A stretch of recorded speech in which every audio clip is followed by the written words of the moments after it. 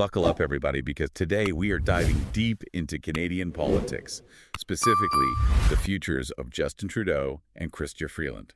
Oh, yeah, this is juicy stuff. It's like watching a political drama unfold in real time. Totally. And the sources we've got for this deep dive are really interesting. We're looking at some of the online discussions that are happening right now over on Reddit. And we've also got this news article from the Toronto Star dated January 2nd, 2025. One thing that really jumped out at me was all the speculation surrounding Trudeau's future. I mean, there's a lot of pressure on him to step down, right? For sure. Especially with the Liberals struggling in the polls. And, we can't forget about the whole minority government situation. It adds another layer of complexity to everything. Okay, so break that down for me a little bit. What do you mean by minority government situation? Well, right now, Trudeau's Liberals don't have a majority of the seats in the parliament. So what that means is they have to rely on the support of other parties to stay in power. And in this case, the party they're relying on is the NDP. And this type of arrangement, it's inherently unstable. It makes the government vulnerable to all sorts of shifts in those political alliances. Gotcha. So then what happens if the NDP just decides they've had enough? Well, that's where things get really interesting. The NDP could try and force an election, hoping to, capitalize on Trudeau's declining popularity. And, if that happens, the Liberals, they could be staring down the barrel of a historic defeat. Wow. It's almost like a real-life episode of Drive to Survive with all the political maneuvering going on and, all the potential for a major shakeup. It is a great analogy. It's just like in Drive to Survive where you've got all these different teams constantly trying to outmaneuver each other. Well, in this case, you've got the political parties. They're all jockeying for position. They're forming alliances, and they're just desperately trying to predict each other's next move. And the stakes couldn't be higher, right? We're talking about the future direction of Canada. Yeah, exactly. And, speaking of high stakes, we've got to talk about Freeland's resignation as finance minister back in December. I mean, talk about adding fuel to the fire. She's been reaching out to all these Liberal MPs, and there's a lot of chatter that she's getting ready to make a leadership bid. That's right. I read about that. And if she does decide to run, well, it'll be fascinating to see how the public reacts, because she's a bit of a polarizing figure. Yeah. Some people see her as the potential savior of the Liberal Party, but then others see her as just another member of the establishment. And the Reddit comments about her are wild. They're all over the place. I saw a bunch of people comparing her to Kamala Harris, suggesting that she might face some of the same challenges as a woman in a leadership position. Right. And those comparisons, they're interesting because they highlight how gender dynamics can come into play here. We've got to think about, will Freeland be judged by the same standards as her male counterparts? Or will she face different expectations and scrutiny? It's definitely something to watch for as this all unfolds. Absolutely. And some of the Reddit comments even brought up Kim Campbell, Canada's first and only female prime minister. She served for a short time back in 1993. Right, the Campbell precedent. It's a stark reminder of just how quickly things can change in politics. And it shows how challenging it can be for a new leader to turn things around, especially when they're inheriting a party that's struggling. Yeah, no doubt. And speaking of historical parallels, remember what happened to the Progressive Conservatives back in 93? After Brian Mulroney's popularity tanked, they basically got wiped out in the election. They went from a majority government to just 2 seats. It's a cautionary tale for the Liberals, for sure. It shows that even a dominant party can experience a really rapid and dramatic decline if they lose touch with the voters and fail to adapt to the changing circumstances. Absolutely. So if Trudeau does decide to step down, the Liberals are going to have to choose their new leader very carefully. They're going to need somebody who can not only unite the party, but also someone who can win back the trust of Canadian voters. That's the big question, isn't it? Who can step up and fill those shoes?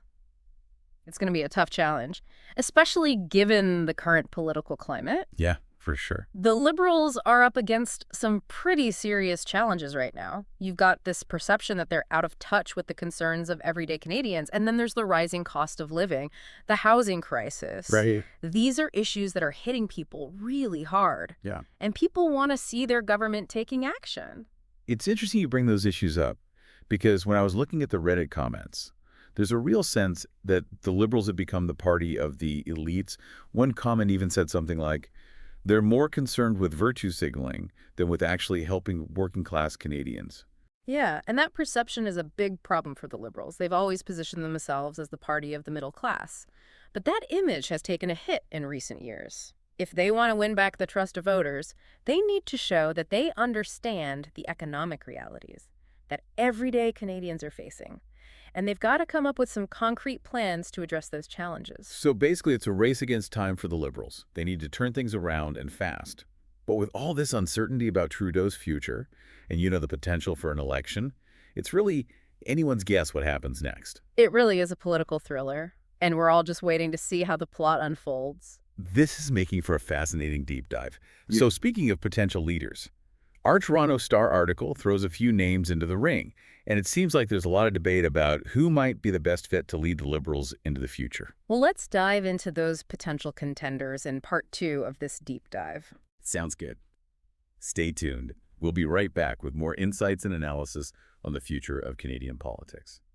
All right, so we've got this picture of the Liberals in a tight spot, dealing with internal divisions and, this potential leadership vacuum. And we can't forget about the Conservatives. They're just waiting in the wings to see what happens. It's a tough spot for the Liberals. They've got to find a leader who can bring everyone together, someone to inspire the base and, appeal to a broad range of voters, and all while tackling those big issues we talked about. The cost of living, housing affordability, that general feeling that the government is out of touch. You bringing up those issues reminds me of something I was reading through the Reddit comments. And there's this strong feeling that the Liberals have become the party of the elites, like out of touch with the average person. One comment I saw even said that they're more concerned with virtue signaling than actually helping working-class Canadians. Yeah, that's a real problem for them. That's not the image they want. I mean, they've traditionally been the party of middle class, but that image has been eroding.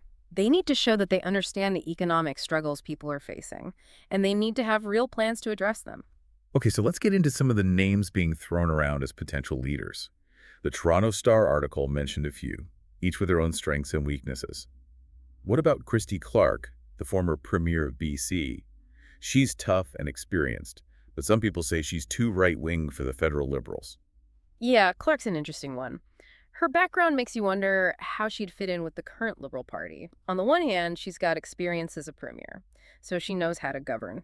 But her conservative leanings could alienate some of the more progressive members. It seems like the Liberals would need to do some serious soul-searching if they went with her. Totally. They'd have to figure out what kind of party they want to be and what kind of leader reflects their values. It's not just about winning. It's about finding someone who embodies what the party stands for. Then there's Melanie Shawley, the current Foreign Affairs Minister. She's considered a rising star. But I've also heard that she's hesitant to run for leadership, especially if it looks like a losing battle. That's smart. It's a big risk. Why risk your political capital if you're not sure you can win? Jolly's young and ambitious. It might be better for her to wait for a better opportunity. Maybe position herself as the leader in waiting. Makes sense. It would be a gamble to jump in now when things are so uncertain for the Liberals. Timing is key in politics. Okay, so we've got the experienced premier and the rising star. What about some wild cards? Wild cards. The article mentioned Mark Carney, the former Bank of Canada governor. Oh, yeah, Carney. He's got the name recognition, the experience. Definitely. But some people question his commitment to the Liberal Party. I can see that. He hasn't been involved in Canadian politics for a while. He's seen as a potential savior by some, but others think he's too much of an outsider, like he doesn't really get how the Liberal Party works.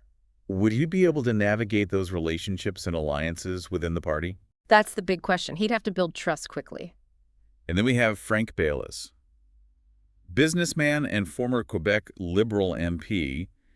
He's apparently been getting some encouragement to run. Baylis is an interesting one. He's not that well known, though. True. He's a bit of a dark horse. He's got a good story, a successful business background, and some political experience, too.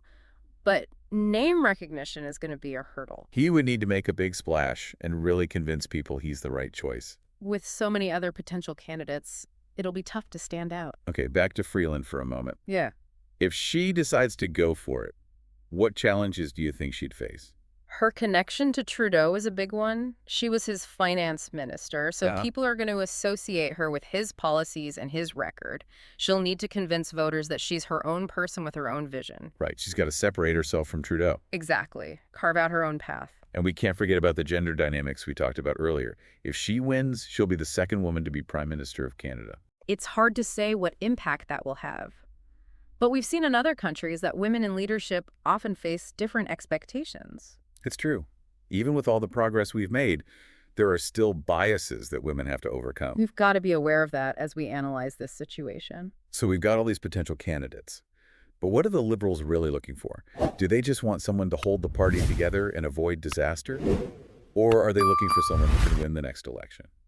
They probably want both. It's a tough ask. They need someone who can unify the party, energize their base, and appeal to a wide range of voters. They need someone who can offer a real alternative to the Conservatives. And then there's the NDP.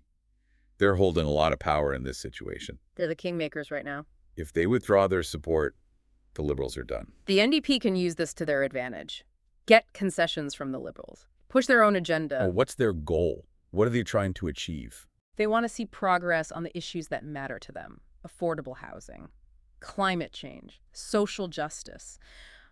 But they also know that people are unhappy with the Liberals. And they don't want to be blamed if the Conservatives win. They're walking a fine line. They have to push the Liberals, but not so hard that they cause the government to collapse. It's fascinating how interconnected all of this is. One party's decision can have huge consequences. It shows that politics is complex and unpredictable.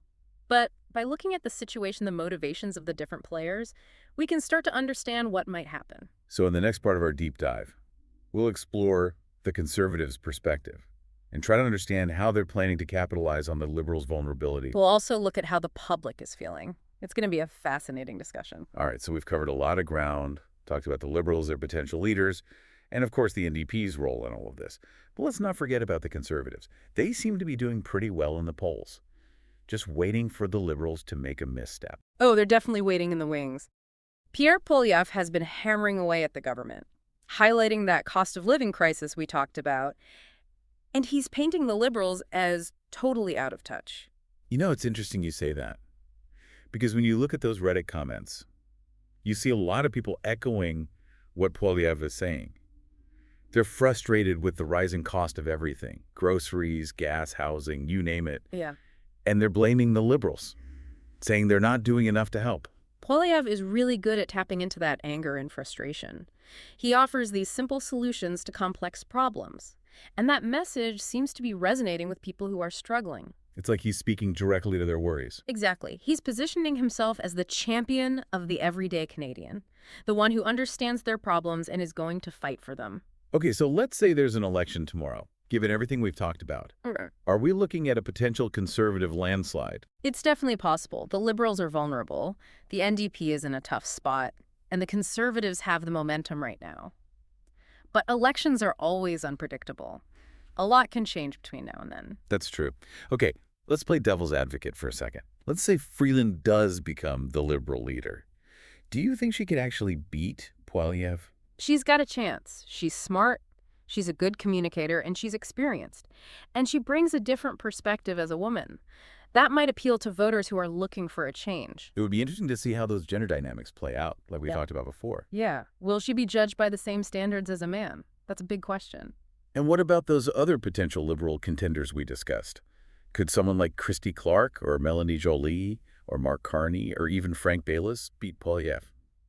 It's hard to say. They all have their strengths and weaknesses. It depends how they position themselves, how they connect with voters, and how they address the key issues. So many factors at play. It's really like that Drive to Survive analogy we talked about.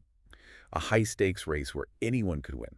Right? It takes skill and strategy. But there's always an element of luck involved, too. It's exciting and a little bit nerve-wracking at the same time. Because these decisions, these political moves, they have a real impact on people's lives. Absolutely. This isn't just a game. This is about the future of Canada. So what's the key takeaway for our listeners? What should they be paying attention to? The most important thing is to stay informed.